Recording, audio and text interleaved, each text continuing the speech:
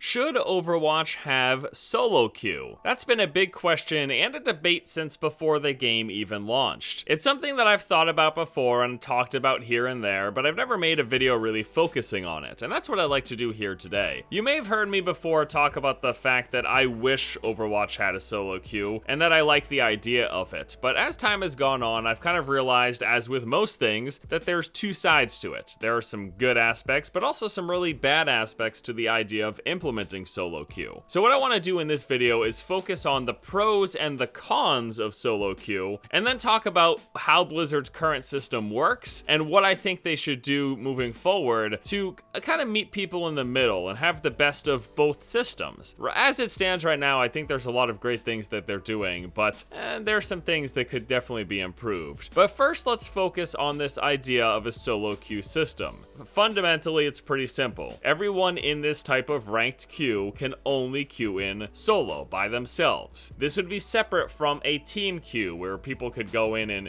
groups of 2, 3, 4, and 6. Groups of 5 would unfortunately be left out in this hypothetical world that we're living in here, but everyone else could queue in those group sizes. So let's talk about the pros of the existence of a solo queue system first. Beginning with the biggest thing and why most people want it, and that's the fact that players would be ranked on individual performance. Let's not lie here, there's a big stigma around many high-ranking players getting there simply because they played in teams. Although the individual skill rating system and how individual performance plays into your rating would dispute the idea of a huge carrying happening, but there's still that notion that, you know, oh sure, you got into rank 60 plus, but you were playing as a team the whole time, so I could get there, you know, if I was playing with a team too. That's the mentality that you see. Personally, I'm not too bothered by this, coming from someone who climbed from 48 up to the mid 60s, almost 100% solo queue. I think I played a total of 5 matches with friends in competitive season 1. I don't feel too cheated by people getting high ranks as a group, because I managed to climb to a respectable rank entirely solo, but I do get that there's this mentality and that there's a lot of frustration among many people who feel cheated by people who just get to high ranks by playing in a group because they feel like it's easy. I'm gonna tell you from experience though, you can climb solo. It's not the end of the world, but I do understand the sentiment. So having a solo queue system removes that mentality. Everyone is basically rated individually, and if you got there, it's because you earned it. Or some would argue because you just got lucky in the matchmaking system and also got queued with other people who were similarly good, but I digress. The second pro is that no one feels cheated when queuing into large teams, but not having a similar large team on their side. Now, in my experience, it has been the case that a majority of the time, if there's a team of 4 on the enemy team, we also have a team of 4. But there are also those occasions where there's a team of 4, 5, or 6, and we don't have any of that. It's all solo queuers on my team. Or maybe they have a team of 5, and we have 2 teams of 2, and then 2 solo queuers. Whenever you get that mismatch, it feels really bad, because obviously the larger cohesive team, who's all presumably talking together, is going to have a big advantage over my 2 teams of 2 and 2 solo queuers. Neither one of those teams of 2 decides to join our group chat either, so I spend the whole game talking to one person, not being able to communicate with the other 4, and it feels really bad. It feels incredibly unfair when it happens. The third pro to a solo queue system would be better balanced matches. A coordination advantage tends to go to those who are playing in that big group versus going alone, as we talked about in feeling cheated, the prior pro. And then also no boosting in solo queue would ever happen. Even though they're restricting the amount of boosting that can occur, you still have the idea of people of lesser skill being carried by those of people of better skill. That gets removed in solo queue. There's zero boosting to worry about because everyone's playing by themselves. And there's no coordination advantage to either side because everyone is solo queuing. All 12 people tossed into these 2 separate teams, and everyone can speak to each other and has an equal chance to be coordinated and communicate. And that goes to our final pro of solo queue, and that would be communication. The big thing being everyone defaulted to group chat, with party chat being removed from the equation. I'm sure many times you have been in a team with a group of 2, 3, 4, 5, and they refused to switch to group chat. They're sticking in their party chat. They don't want to talk to you. They don't care. That's a big disadvantage. It also feels really bad because you're queuing,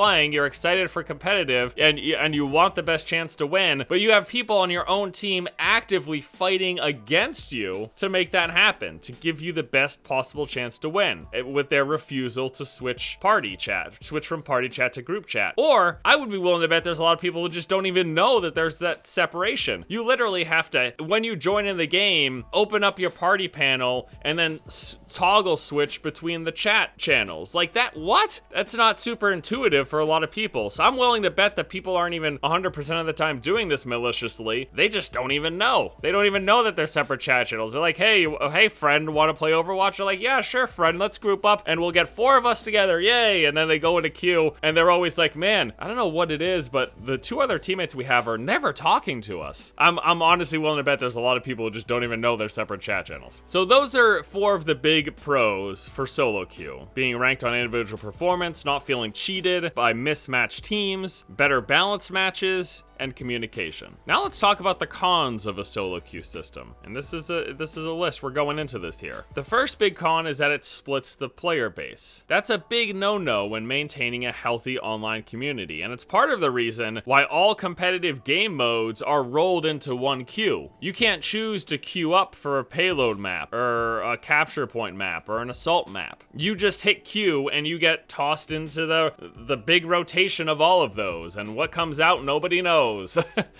That is obvious evidence that Blizzard is not interested in splitting the player base at all beyond the quick play and competitive play that they already have. And the idea of having a solo queue and a group queue would split the player base even further, which is something they're unlikely to want to do. The second con is that the community would likely take group queue ranking less seriously. It would be considered like a joke queue. The reason for this is many tend to value individual skill over how you performed in a team. Even though this is a team-focused game, people tend to value the individual. How good are you as a player? Not how good are your teammates. I don't care about how good your teammates are. How good are you? So people take group queues less seriously. And the best examples of this are take a look at games like League of Legends and Dota 2. League of Legends group queue, their ranked 5s, it was a dying game mode. So since then, they swapped over to dynamic queue. And Dota 2, they have a party queue system, but it's similarly less popular. People just don't care about how you perform as a team unless you're a professional player and they're like, oh, this team is so good. But even in those situations, people say, oh, this team is so good, but that one guy, oh man.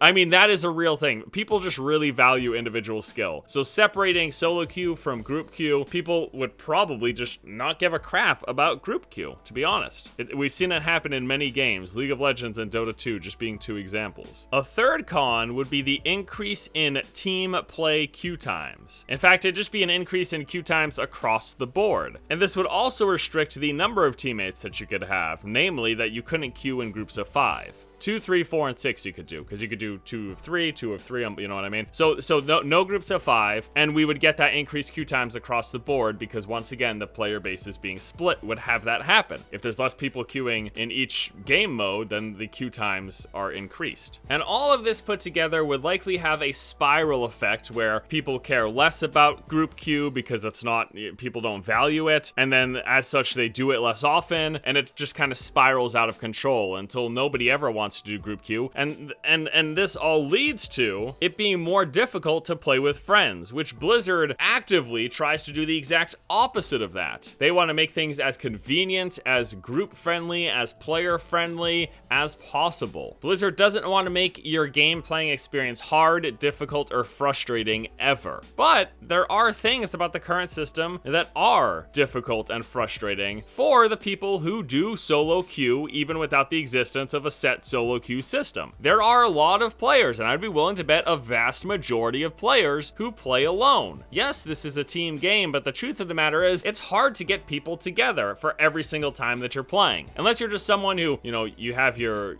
work, your job, and you come home and you have a set hour or two that you play every day, and you have a really good group of friends who all can exactly get together at that exact same hour and play as well. Or you're just someone who has loads of free time like myself, and you could play all the time. So there's always going to be people to play with somewhere, but there's a huge portion of the player base, and I would say a vast majority of the player base, that plays alone. We need to keep them in mind, even though this is a team game. So let's talk about what Blizzard is doing and what they should do going forward. There's some adjustments that I think they can make, and not even huge ones. These are pretty small things that I think would leave both people who play in groups and people who play solo in a better and a happier spot. So firstly, they're using the dynamic queue system. This is a meshing of group queue and solo queue. It puts everyone into one big pool. If you're playing with a group, if you're playing alone, you all get tossed in and mixed in together. Now, the concern of boosting they're addressing by reducing the group rating requirements to deal with that. So they're trying to say, look, if you want to play competitive, you got to be within a much more narrow margin of skill level based on our ranking system to play with your friends. So that's going to help alleviate the frustration behind the idea of people being boosted and that making for unfair games. But there's three big things I still think they need to touch on. The first one is communication. The second one is that team size fairness that we talked about. And the third one is their ranking system. So first, with communication, I think they need to force group chat over party chat. At the very least, set it to the default so that whenever you join a competitive match, you are defaulted to speak with all 5 other members of your team. The entire group of 6 is all be able to talk to each other. And if you want to segregate yourselves as your small little party, you can do that manually. But the way it is now is that you're defaulted to being segregated from the rest of your team, and you have to manually opt in to speaking to everybody. And I get why they do it, because they want, yeah, I'm just playing with my three friends. I'm here. I'm playing with my 3 friends. It's after work. There's 3 of us. We're having so much fun. It's just us 3. They don't want to force you into being in a group chat with some guy who's like blaring Britney Spears through his microphone. Because again, they try to actively push away from like uncomfortable experiences or unfun experiences. But this is freaking ranked play, Blizzard. It's ranked play. Like, we need to be able to speak to our team. And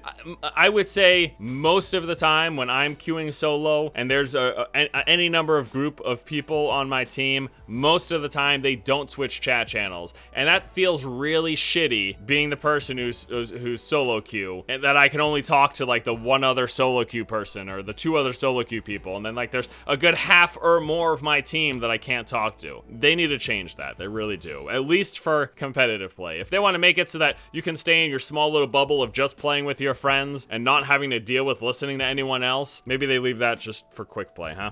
The second big thing I think they should change is the team size fairness. Mainly, I think they need to put much further emphasis on matching teams of equal sizes. So I'm not playing against a team of 6 with 2 teams of 2 and then me and one other solo queuer, okay? As it stands right now, they've talked about this many times. They prioritize match quality and queue times. Those are the biggest factors when they're matchmaking you. What does that mean? They're trying to match you with people who are close to you so that the pings are of kind of equalness, and that way everyone's on even footing with how long it takes for their computer to respond to the servers, so that there's no one with like crazy low ping that has a huge advantage over everyone else, you know what I mean? So they prioritize that. They try to match people who are in your general vicinity, and then they also prioritize the time. They want to make these queue times as short as possible, which is admirable, of course. But come on, team size fairness in a game that you have admittedly said numerous times is a team-focused game. Team size fairness should be the #1 priority. There needs to be that team size fairness so that everyone feels like they've got an equal shot. And then it's just, I don't know, coin flip of which team is better, right? And then lastly, the ranking system. Here's the big one. This is the big change that they can make, but it's even not that big. You keep the dynamic queue, you make some of these adjustments that we've talked about, just split the ranking system. Same queue, everyone's playing together, have a separate ranking for those who queue solo and those who queue as a group. They do this in other games. They do this, I believe, in Heroes of the Storm. If you're a solo queue, boom, here's your rank. Every time you queue solo, your matches affect that rank. As soon as you group up with 1 other person, 2 other people, 3 other people, you have a separate group rating. So this keeps everyone in the same pool, everyone's the same, we're using the dynamic system, Blizzard's happy, queue times are lower, blah, blah, blah, blah, blah. But it gives those people who play solo the satisfaction of having a rank that signifies that experience instead of their rank being compared to those who play in groups. Because again, there's that stigma. If you play in a group, you could just get carried to the top. I mean, you can't be abysmally worse because you're gonna move out of that allowance of skill rating before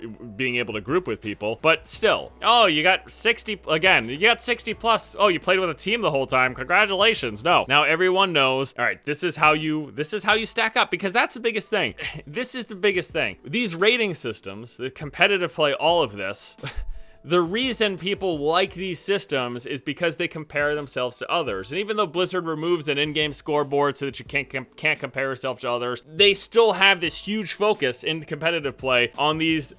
First it was a number in season 1, and in season 2 it's going to be these tiers. Are you gold, silver, are you master, grandmaster? What are you? So there's a level of comparing. And if we're going to compare, let's compare equally, right? Someone who queues solo should not be on the same comparison as someone who's queuing in groups all the time. It's very different. So just again, everything can stay the same. They don't need to change anything besides they should make the group first party chat better, and they should make matchmaking slightly better. But everything else stays the same. There's no big. I'm not asking for total overhauls here. I'm just saying, here's your ranking solo. Here's your ranking as a group. There you go. Right? I think that makes the most sense. I think it does. I really do. And with that, my friends, I will be signing off. Thank you so much for joining me in today's ramble. Video a little unstructured compared to a lot of my other stuff. Maybe some people probably aren't gonna like this, but it's something that I've been thinking about for a while. I've kind of tried to feel out both sides of it. Again, talking about the pros and the cons of solo queue, taking a look at our current system, and then trying to come up with some of the best solutions to meet people in the middle. I really think some of the stuff that I've laid out here would be a great idea. I do. I'm not a game designer though. Ultimately, I'm not the one pulling the trigger on these decisions. It's all up to Blizzard. I'm just, I got a platform here to share my thoughts, so hey, I'll share my thoughts. What do you guys think? Let me know in the comment section below what you think about what we talked about here, about this video, all of that. Love to hear your thoughts. Thank you all so much for watching. Hope you have a fantastic afternoon, and until next time,